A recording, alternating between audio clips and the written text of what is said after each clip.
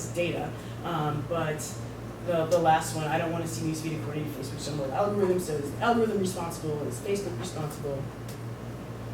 So the summary of these preliminary findings suggests that with every change to Facebook, there are spaces where the meanings are negotiated. And there's been a lot of calls recently to try to carve those out and look at it and say, how can we unpack these things that are happening there? And that's kind of what the effort of this project is.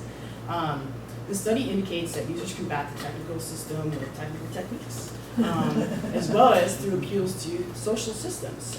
So they're combating the technical with the social in a lot of cases, and I found that to be really interesting.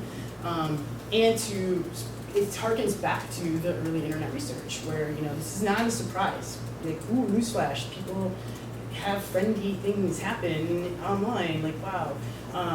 But it's really important to understand that as these two things merge together, as the social becomes made technical by these algorithms, the way that users are talking about them may not always make sense to, in a straightforward way where we're trying to understand it.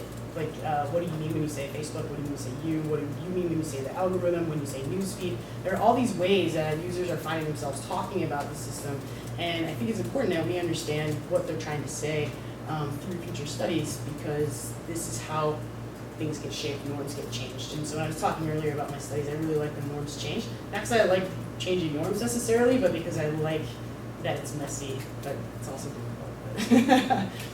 So future research, one thing that's really interesting is previous research has shown that if Facebook users are given an unfiltered feed, they're just blown away. Like, it's way too much is going on. Only one study that I know of has looked at it, so obviously more work needs to be done in that area, but it's indicating that Facebook users actually don't want an unfiltered feed. But by and large, if I had counted, overwhelmingly people were saying that that's what they wanted. So there's something interesting going on there. What users think they want may not actually be what they want, but in this study there's very much evidence to indicate that users think that they want an unfiltered feed. And then that whole notion of invoking algorithm in myriad ways, invoking the platform, invoking the business side. There's a ton of stuff that was going on in here in terms of advertising that I haven't included in this part of the findings because I had to get it done. But yeah, 37 minutes, I kind of nailed it. So that's kind of everything. Thank you. Here are some of the citations that I so obnoxiously kind of skated over, but I wanted to make sure you guys knew over there. So.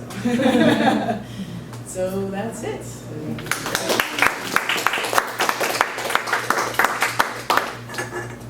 I have a question. That's sort of a counterpart to Lana's question from before about Facebook tips standing for Facebook.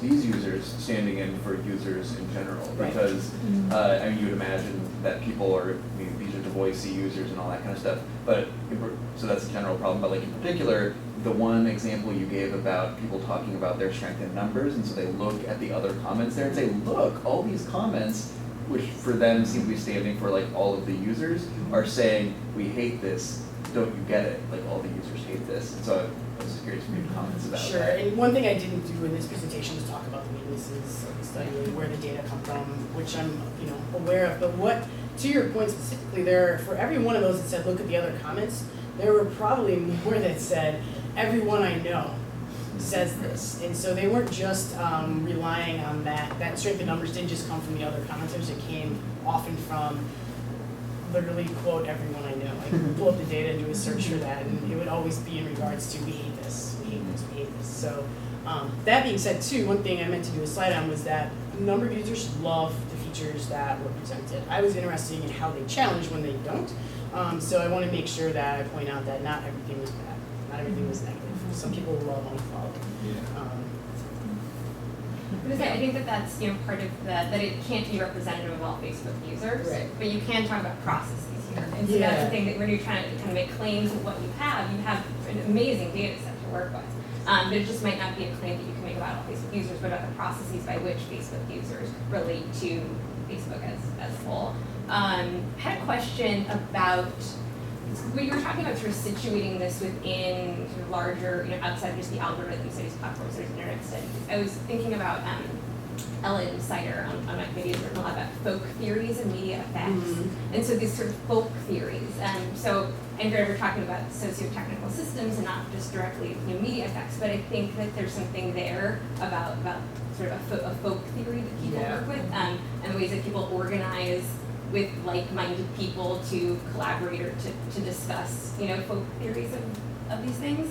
And then I just had a question for you about actually these comments themselves. Were they all straight up text? I'm not sure what the time frame that all of this took place in, Sure. but comments these days you can do, and I think this is a problem just in general, like scraping data, but were any of these kinds of comments, so emoticons, or a link to a link to a YouTube video, or a link to another friend or something, like were they, how else, I wonder, so I'm wondering, did they use the comments for other kinds of networking with other Facebook users or other kinds of content besides just textual? Sure. And in what ways some of that might also fill out some of the story too? Yeah, so Vish up here is a man who's sick, and which is a religion if you're not familiar with it, there was a ton of racist stuff going on in that one that was fun to read through multiple times. Got to skip after this. There's now a Facebook tips thing at the top, maybe it's still there, saying like, we don't tolerate hate speech. Yeah. And we've deleted comments. So which is in the top of the list. what's interesting to me is that the way that they're appearing on Facebook tips now is a little bit different than they were appearing when I scraped them.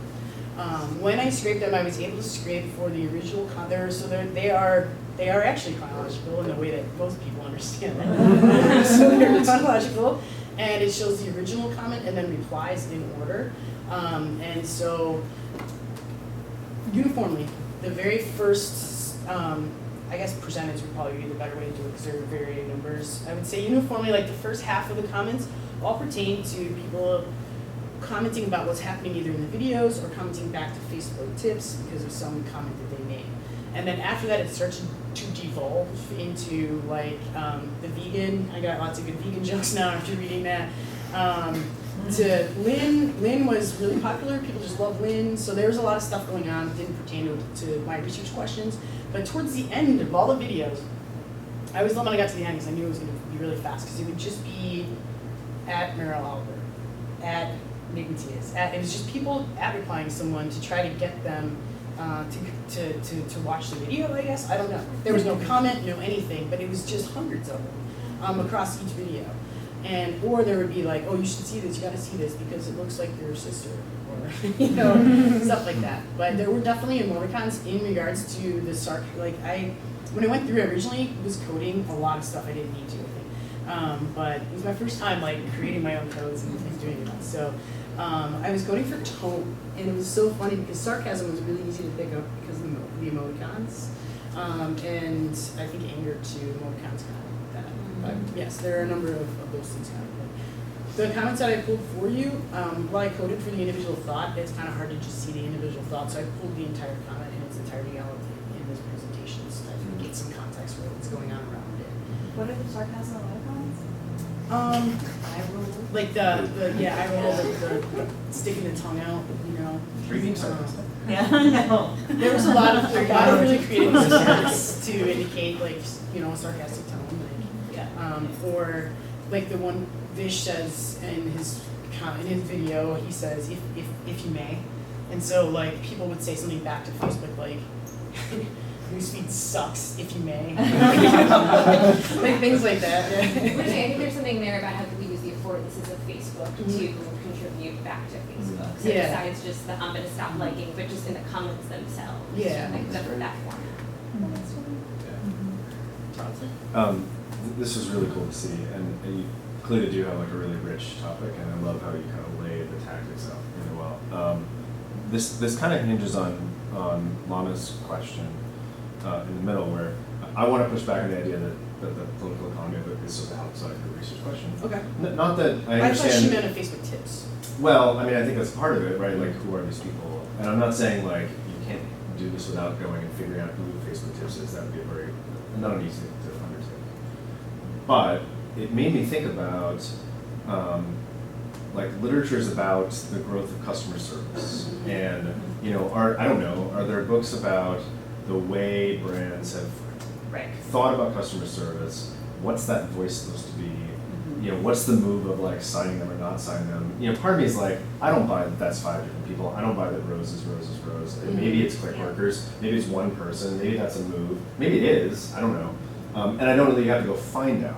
But I think raising the question, partly because it's interesting, partly because if what you're saying about users are conflating Facebook and the algorithm, right, or conflating Facebook tips and Facebook, then what is Facebook doing, right? They're conflating, or they're separating, right? So their moves to say, Rose said, thanks for your comment, or Rose said, well, you can unfollow. And so doing like, Facebook is not the same as Facebook tips, is not the same as Rose, or you can treat those as the same, is itself a move, right? And the last piece of that is like, and this, I may just be wrong about this, so you can tell me about the way it sounded, but when someone said, hey, say my name, and they said, hi, Lana, right? That almost feels like they're testing the system to see if it's an algorithm, right? Yeah. Like, is this thing just plugging answers back at me?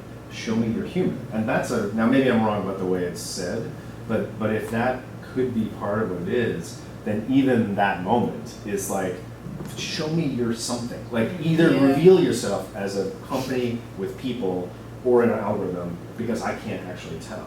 That's And really the very interesting. fact of like cut and paste is itself like an algorithmic approach. Like, Yeah. oh, you have all these concerns, I will hand you 1 of 5 answers. Right? Even if it's people, they're like, B answer, B answer, Yeah. B answer. Yep.